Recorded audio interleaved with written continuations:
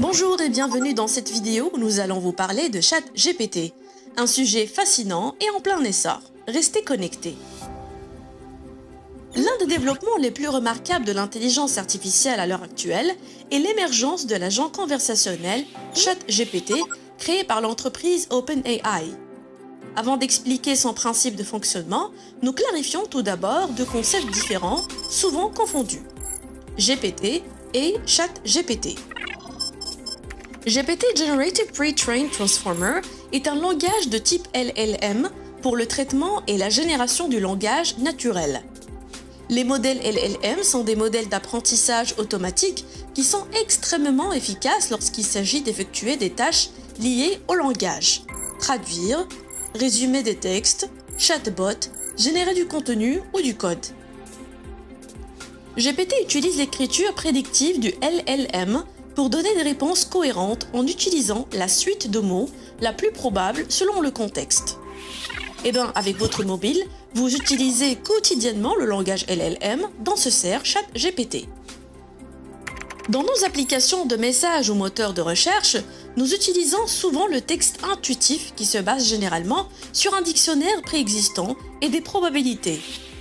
Quant au concept ChatGPT, c'est un mot valise. Chat qui fait référence à une discussion en ligne et GPT qui signifie que ChatGPT a été préalablement entraîné pour générer des réponses pertinentes selon le contexte. Ce qu'il faut retenir, c'est que GPT est un modèle de langage qui sert de cerveau à l'agent conversationnel ChatGPT et ce, pour tenir des conversations fluides et naturelles avec les utilisateurs. Nous expliquons par la suite les différents stades de l'évolution des modèles GPT. Le concept GPT a été initialement introduit en juin 2018 avec la publication du modèle GPT-1, puis les autres modèles GPT-2, 3 et 4 sont dévoilés en 2019, 2020 et 2023 respectivement. La principale différence réside dans la taille ainsi que les paramètres qui sont passés de 117 millions dans GPT-1 à 1,76 trillion dans GPT-4. Alors que les versions précédentes de GPT acceptent uniquement les inputs sous forme de texte, GPT-4 peut aussi recevoir des images, ce qui constitue une amélioration majeure. Mais comment fonctionne réellement ChatGPT ? Quand on fournit à GPT un prompt, que ce soit une question ou des instructions, il prédit le mot le plus probable qui doit suivre en s'appuyant sur des millions de textes qu'il a intégrés lors de son entraînement. Il ajoute ce mot au prompt d'origine et renvoie l'ensemble à la case d'entrée pour le repasser à la moulinette GPT. Puis, un deuxième mot est ajouté et ainsi de suite jusqu'à un caractère spécial indique la fin de la réponse. Toutefois, il faut noter que ChatGPT est affiné grâce à l'utilisation des techniques d'apprentissage supervisées et par le renforcement du modèle GPT. Mais comment ? Nous expliquerons les différents modes d'apprentissage de GPT, que ce soit à l'aide des sources d'Internet, de la supervision humaine ou de la supervision de l'intelligence artificielle. Nous commençons par le premier modèle d'entraînement avec les sources d'Internet. Google a publié son article « Attention is all you need » en 2017 et qui a fait un grand pas en avant dans le domaine, avec l'avènement de la technologie des Transformers. ChatGPT utilise ces technologies pour capturer les relations entre les mots dans un texte en se basant sur de vastes quantités de données textuelles provenant d'Internet, articles, journaux, livres, réseaux sociaux, etc. Par exemple, en analysant l'expression suivante « Lors de votre visite au Maroc, les salutations les plus communes que vous entendrez seront « marhaba » signifiant « bonjour » et « bslama » qui signifie « au revoir ». Notre attention sera focalisée sur certains mots qui constituent le cœur de cette expression ou le contexte, et qui sont Maroc, marhaba et bslama, car notre expérience nous a déjà appris que c'est là que se trouve l'essentiel de l'information. Les Transformers utilisent une simulation de ce mécanisme qu'on appelle le mécanisme d'attention. Il consiste à pondérer les mots d'une phrase qui font partie au même contexte afin de les valoriser. En général, les modèles de langage LLM se basent sur des architectures de réseaux de neurones profonds, transformers, pour une meilleure compréhension du contexte, mais aussi pour une meilleure prise en charge de longues phrases. Le deuxième modèle d'apprentissage avec la supervision humaine, cette fois-ci, comprend deux méthodes.